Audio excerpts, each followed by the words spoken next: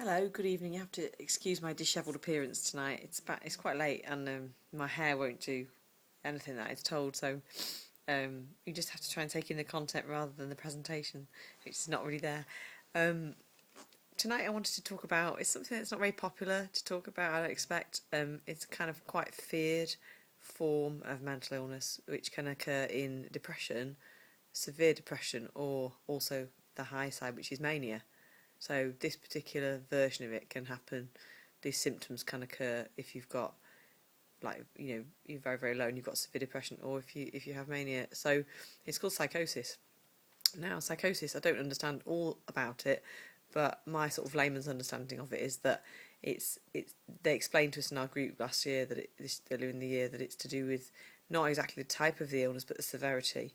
So normally, if you know something, you have sort of mild depression, moderate depression, severe depression, psychosis, and then you have like hypomania, mania, and then in some mania, psychosis.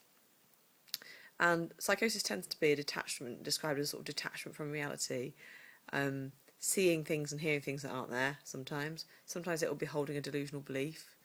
So you might not be hallucinating or hearing voices, but you might have a delusional belief, something that's just blatantly not true, but you really holding to it and operating in your own world as though it is absolutely true.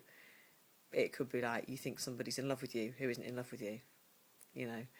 So then you're operating that every reference and everything is to do with you, and everything that's been said by this person, maybe that might be a belief someone might hold, that someone's in love with them when they're not, and they've got it wrong, but it's part of a delusional belief.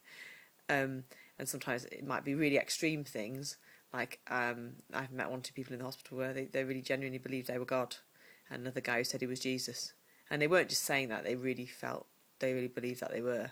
So everything they said and did out of that point of delusion, was based around the reality they were living in, and they were in the middle of a psychosis. And not everybody, contrary to popular belief, not everybody experiencing psychosis is violent or dangerous. And that's something that I think people associate with conditions like schizophrenia. And if somebody's come out, and there's been various stories in the press of like the care in the community situation where maybe people have tried to commit murder or harm children or other people because they've come out of hospital, they've had a psychosis, maybe as part of something like schizophrenia or another condition like bipolar. But the trouble is, they're not actually violent all the time. Sorry, just checking the camera's still working. But the state they got themselves into, or they've fallen into, could be described as psychotic. But the word psychotic, I had it explained to me by a doctor. The word